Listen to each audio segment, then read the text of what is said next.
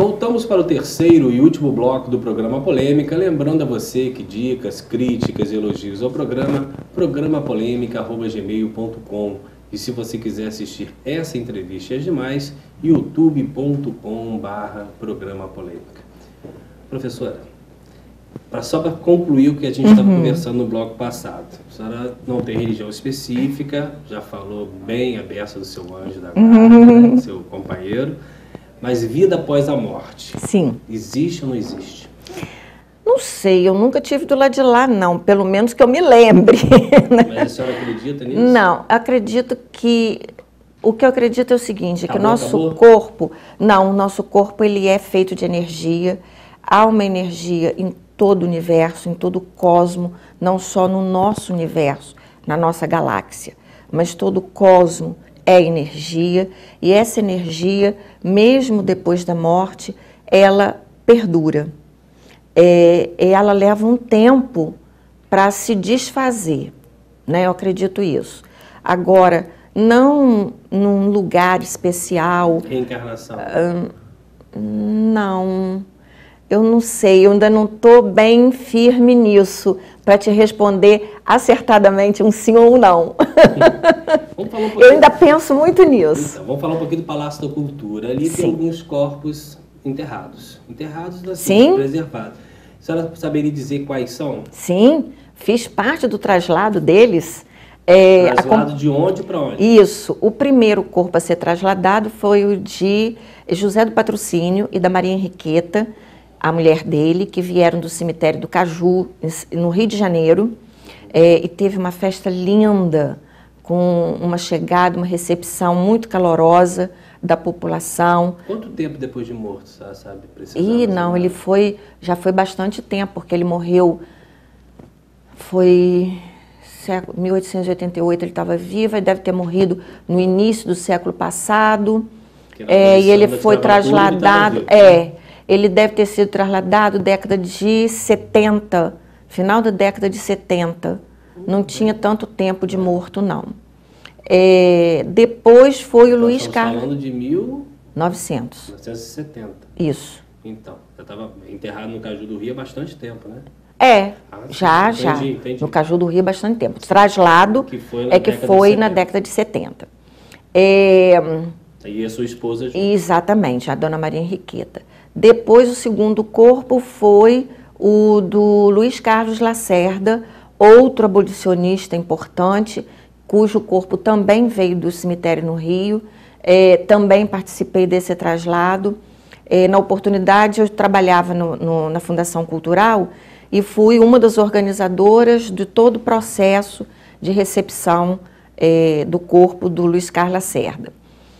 Inclusive a reestruturação da própria Câmara que iria acolhê-los, né? Câmara de acolhimento. Também abolicionista, campista abolicionista. Diferentemente do José do Patrocínio, que o patrocínio ele brigava era a caneta na mão e a palavra no papel, né? O Luiz Carlos Lacerda era para o campo. Tipo um guerrilheiro. Era guerrilheiro, isso aí. Tinha um jornal também, mas ele era mais do trabalho de campo do que propriamente da escrita, do papel. E depois o último corpo a ser trasladado foi o do ex-prefeito Barcelos Martins, que morava na rua Barão de Miracema, perto ali da delegacia, cuja casa é tombada, inclusive, pelo patrimônio. Então, o corpo dele também veio do cemitério no Rio para o enterramento ali. Então, são três figuras, mais a Maria Henriqueta, né, bastante representativas da nossa história. Ali praticamente nunca visitado, né? Eu tenho 43 anos, pois acho que eu tinha 6 ou 7 anos de idade. Isso, só na época mesmo, né, desses traslados, dessa coisa. Por que isso? Olha... Agora eu sei que está tendo uma eterna obra ali, né? Isso, há uma dificuldade de preparação de funcionários que se dediquem a atender aquele local específico. Está em bom estado, será? Não deve estar. Porque tem preservação, tem uma série de coisas. Exato. Caixão, né? E ele é na parte embaixo, né? Então, quando chove, é preciso uma constante observação das telhas de vidro, né? De toda a calefação daquele espaço, para tirar um pouco a umidade também daquela área. Um lugar tão bonito, seria uma muito área de visitação interessante, maravilhosa. muito né? interessante. E Nilo Peçanha? Pois é, Nilo Peçanha não veio para cá ainda, está no Rio. Por que eles foram enterrados primeiro lá? Que pelo que a senhora está falando, já tinha aqui... Já tinha aqui, porque a atividade deles era toda lá. Toda na capital. O Nilo, quando morreu lá. O José do Patrocínio também. E é uma grande pena não termos o Nilo aqui. Com certeza, com certeza. Existe alguma reivindicação já de alguém com relação a isso? Não. Na época em que a escola técnica, né, o IFE Fluminense, comemorou 150 anos, ou 100 anos, pensou em se fazer esse traslado, mas não tinha onde colocar, porque esse panteão que você se refere no Palácio da Cultura não estava em condições de receber o corpo, por infiltração justamente. Então a ideia evaporou. Uma pena. Na verdade, o Nilo, na minha opinião, ele não deveria nem ser trasladado para lá, mas ele deveria ter um memorial específico para ele, não por ser campista e querer, né, enaltecer muito as nossas coisas, não. Porque o Nilo Peçanha é uma figura de representação nacional importantíssima. Né? Vídeos IFE Fluminense, que começaram como escolas de aprendizes artífices, preparando mão de obra para o trabalho. Ele também foi o criador dos jardins de infância, então ele deu assistência às duas pontas da educação, o início e a saída para o mercado de trabalho. Ele foi um dos criadores da FUNAI, olhou pelos nossos indígenas, né? Então ele fez tanta coisa boa que hoje ainda está no espaço e pelas quais nós lutamos, que ele merece um memorial específico para ele. Pela história dele. Pela história de vida não dele. Só por ser campista. Sim, pela história de vida dele, né? Sai menino de Morro do Coco, trabalhou como entregador de pão na padaria junto com o pai, estudou no liceu, tem até conta uma história que ele ia para o liceu com uma mula e mexiam muito com ele por causa disso. Depois, enquanto ele presidente, foi o nosso primeiro presidente negro. Sim. Né? Era muito achincalhado pelos jornais, o mulatinho da roça, o mulatinho faceiro, o negrinho. Então, foi muito achincalhado por causa disso. No entanto, ele não deu ouvidos e sempre manteve uma postura digna, séria. Ele era advogado.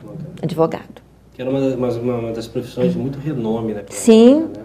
Ele fez na Bahia. Fez o curso lá. E a igreja de São Salvador, Santíssimo São Salvador, tem alguns padres enterrados ali, né? Por quê? É exatamente essa ideia do passado que ainda permanece, né? Há um movimento de que as igrejas não devem mais fazer nem o velório. Esse movimento já começou.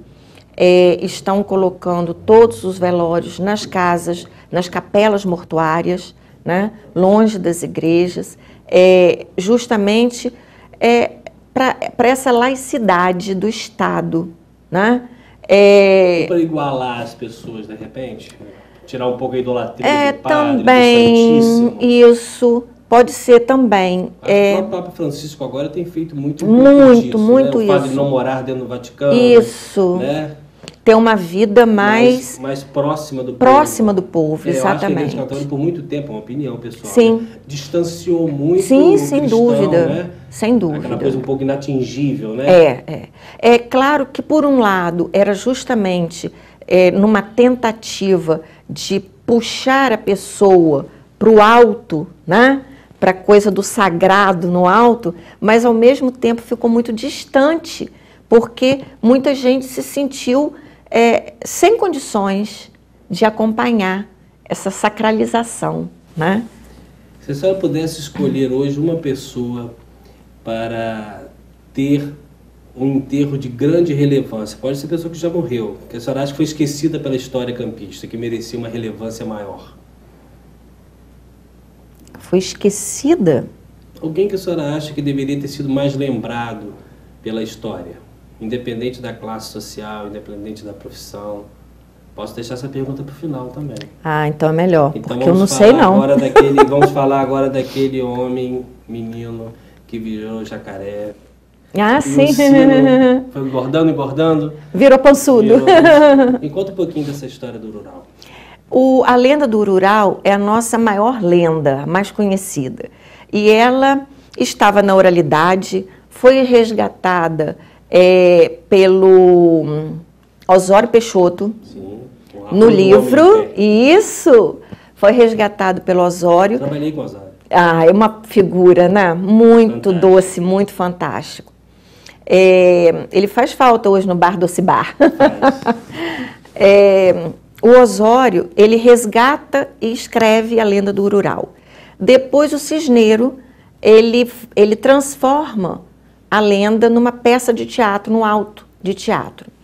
E nós, sentindo falta de um livro que contasse as nossas coisas para as nossas crianças, a gente vai ler, vai estudar e vamos escrever essa lenda do Urural da Lapa como o Urural pançudo, aproximando essa lenda das crianças. E porque a relação Urural é justamente pelo local? A lenda do Urural, ela se passa ali porque realmente o Rio Paraíba tinha muito jacaré de papo amarelo. Eu sabia. O nosso território tinha muito jacaré de papo amarelo, porque é justamente o habitat preferido deles, alagados. Nós éramos pântano, lagoas, alagados, rios, para todo lado, né? E era o lugar preferido do jacaré. Com a drenagem das nossas lagoas, o jacaré foi sumindo, mas ele ainda é muito encontrado no Pantanal de Mato Grosso, que também é um habitat preferido deles. Eu não diria que migrou, eu diria que o daqui entrou quase que em extinção e o de lá continuou porque tem um habitat mantido, né? Nós aqui ainda temos uma criação de jacaré na Lagoa Feia. Ali, num canto ali da Lagoa Feia, não sei precisar agora qual, mas na Lagoa Feia tem ainda um habitat de jacaré de papo amarelo.